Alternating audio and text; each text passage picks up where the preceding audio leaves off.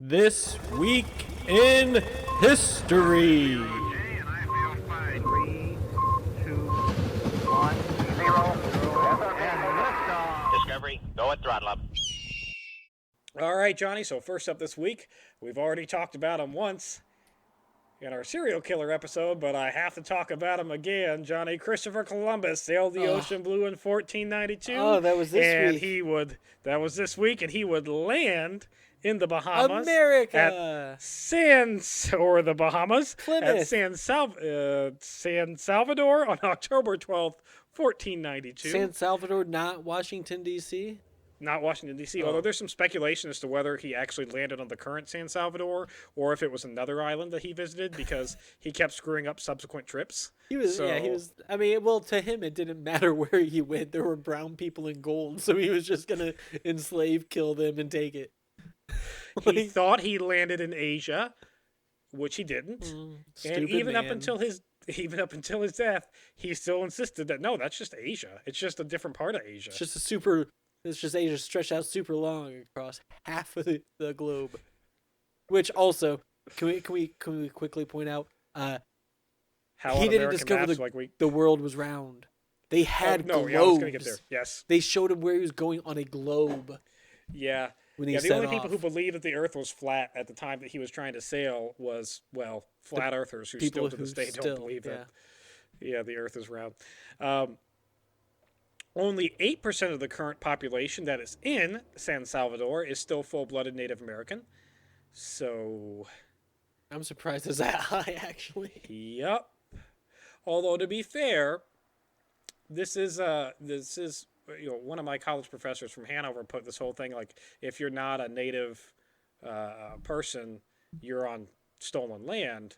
And well, it's funny that you say that because the native people at San Salvador were actually tribes from Mexico that immigrated there and liberated the land from the native people there.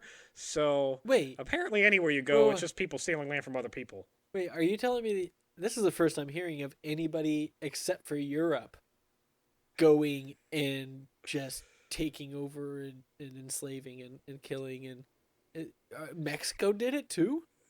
Well, the native tribes like the Aztecs. Well, and but stuff. right, not the Aztecs, but yes, like current day Mexican native populations. Even our hundreds of native tribes that we had that were in North America when the Europeans landed, they weren't all friendly. No, they were. They all lived peacefully off the land. They didn't have any villages or anything. They didn't have any conflict. They hunted buffalo the appropriate way, not to extinction like the white people did. Yep. Right? Yep. Right? Yep. What? Exactly. Yep. Just like that, Johnny. He would begin the post-Columbus area of the Caribbean that is marked with mass extermination and death.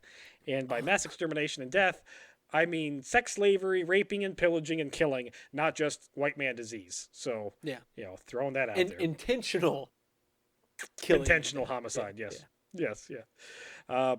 He would find volunteers, a.k.a. captives, from San Salvador, Haiti, and Cuba and Hispaniola on his first trip, bring them back to Europe as proof that they landed in Asia, and, over half of them wouldn't make the trip back because they were given really good accommodations on the boats.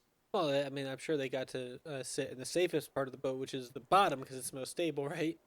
Yeah. Underneath and I'm sure everything that none out of them, the sun. I'm sure that none of them ever got raped or tortured on the journey back home. Well, no, I mean, why would they? Yeah, why would it's they? Just a bunch Why of would we dudes even talk- at sea on a 3-month vacation with a bunch of other dudes who are considered slaves, property, and not real humans. I mean, what are they gonna do to them? Midnight spoonings. And it's because of this first landing in the Bahamas that the United States has a national holiday called Columbus Day. Because he was a great American hero. Or no, just because he discovered America. Yeah, or the Bahamas and Caribbean. Which is not a part of the United States. So, are you sure he didn't sign the Declaration of Independence? Because I'm pretty sure I've heard that. I'm pretty sure, Johnny, he did not land at Plymouth. I'm pretty sure he never landed on North America, and I'm pretty sure he never signed any Declaration of Independence, which was like 200 years after his fucking death. Well, I don't know. This was close to biblical times. Didn't people live like 500 to 700 years back then? Well, that's true. That's So true. They did. It's They all. did. I mean, it's You're all right. relative. The last thing I got for us, Johnny, is actually a little precursor, because in a couple of weeks we're going to be starting our new project, the Civil War in Hindsight, where we look at events from the Civil War week to week as they happen in real time. It is by no means a knockoff of World War II in real time or the Great War in real time. It is our own independent, original thought. No, I think it's an homage. It's flattering. It's a not- derivative homage. It's not stealing intellectual property and using it as our Well, it's own. not stealing intellectual property because they have not done it on the Civil War. We're beating them to the punch before these dirty Europeans steal it from us. It is our war. We get to talk about it. That's right. We get to write the history on it. And we're going to talk about it as the election rolls around. Our first episode will be the first week of November with the election of a certain individual who might have kicked some things off. George Washington. Yeah, exactly, Johnny George Washington. But this week, a few years earlier, John Brown would lead his raid against Harper's Ferry Arsenal on October 16th through 18th, 1859. So a couple years before the Civil War. This is actually what most historians consider the preseason to the Civil War. So it's like the spark that lit the little trail of gunpowder that one of the became many the Civil War. Yeah, one of the many sparks. Turns out most of them were just flamethrowers lighting the. Yeah, pretty much. If you don't know John Brown, he was a militant abolitionist who tried to initiate a slave revolt in the southern states.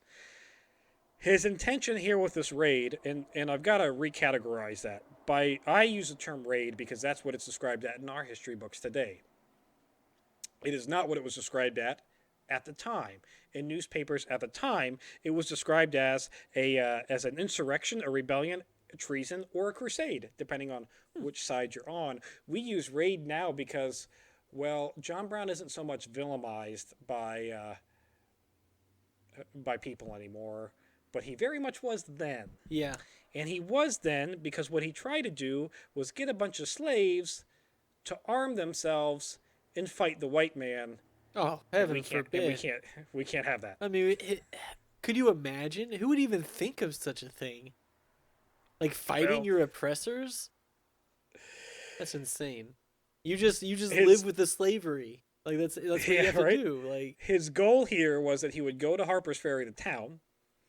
He would free slaves in Harper's Ferry, arm them with the guns at the arsenal, and then hightail it the hell out of there with an army of soldiers now that could then go across the entire South, freeing more slaves to fight the army. I see where this is going. Yeah, it's just building an army. Yeah, you're like one of those little games where you float around as a dot. And you get more and more, and you get bigger and bigger. Yep, exactly. That's his plan.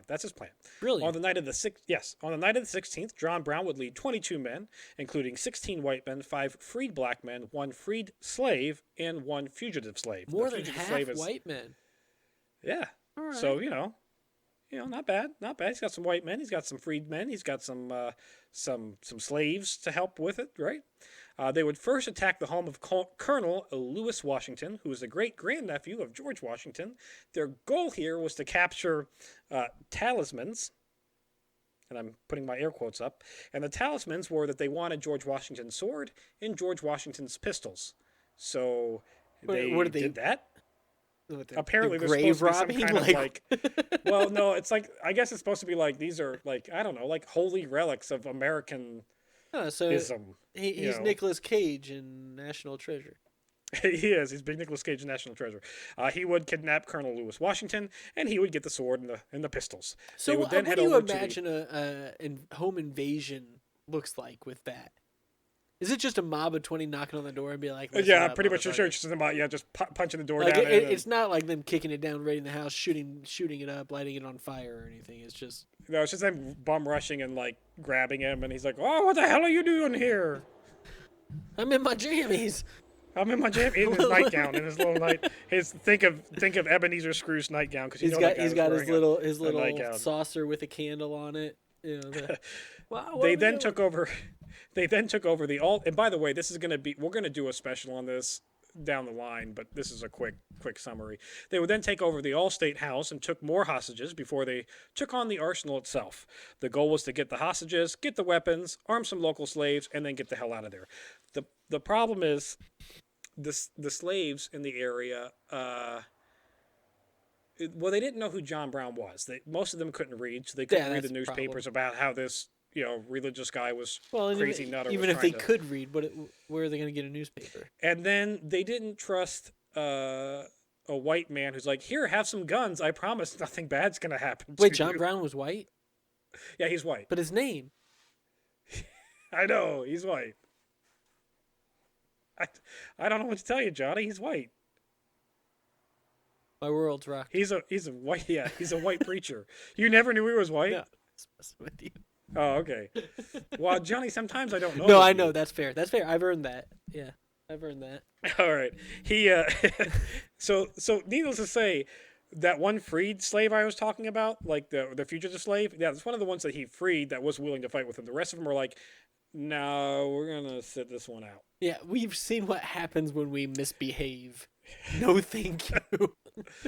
So he spent too much time. Like, he did in fact take over the arsenal.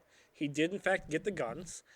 But he spent too much time hoping that slaves would join him and waiting for the slaves to join him. That never came. So by the morning of the 17th, well, he makes another fatal mistake. He does cut the telegraph lines from Harper's Ferry to the outside world, which is good. Literally. Literally cut the line. Like this isn't like with a pair of scissors. You didn't intercept a feed with your computer. No, it's look at this. Oh, nope. Now that doesn't work anymore. Climb a telephone pole with a pair of hedge clippers and just went click. We're done. But he does make a fatal mistake where he allows a train that's in the town to leave, which of course that train leaves and goes, there's a bunch of people taking over a city. Help, military help. Yeah, the next stop, they're telling all the little guards there what's going on.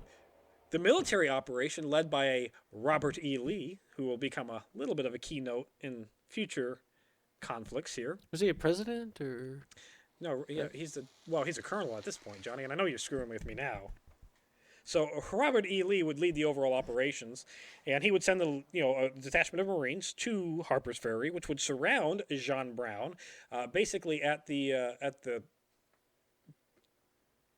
like coal house, train house, whatever. Like there's a building in the armory that he's being hauled up in.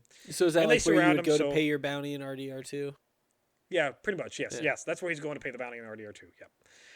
So he's there, he's surrounded, and now his whole chance of escaping is gone. So it is literally a suicide mission.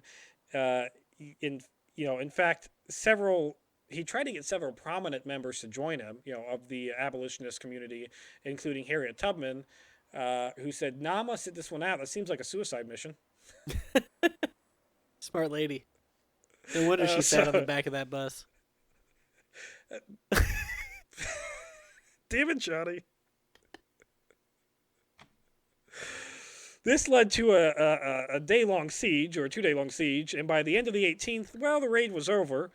Casualty reports here in a very quick summary is 1 Marine was killed, 1 Marine was wounded, 8 Virginia and Maryland militia units were wounded, 10 of John Brown raiders were killed outright, 7 were captured and later executed, and 5 would wind up escaping out into the wilderness, although John Brown himself was one of those captured, put on trial for treason, and on December 2nd, 1859, he was... So that was the verdict of the Brown versus the Board of Education.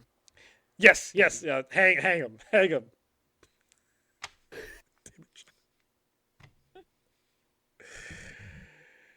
And obviously, this rocked the world. You did have abolitionists who viewed him as well.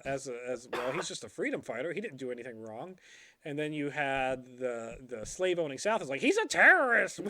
Yeah. Which, I mean, no matter which way you look at it, the dude attacked a federal installation. Well, no, absolutely. And his plan was to take over, like, end slavery by killing everybody. Yeah, so, like, he was a terrorist. It is absolutely domestic terrorism. It's just that some circumstances call for domestic terrorism. A little bit of domestic terrorism. Historic hindsight does not promote domestic terrorism. No, not at all. Unless, I don't know, people are being No, enslaved. we don't support it at all. We're gonna get banned, Johnny, or the FBI's gonna start looking at us. Although we're white. Well, so but the we're trouble probably is okay. we're not encouraging the Boogaloo Boys and telling them to stand by. So yeah, we'll probably get in trouble. Yeah, damn. Yeah, we'll get in trouble that way too. Well, that's this week in history, Johnny. And that's this week in history.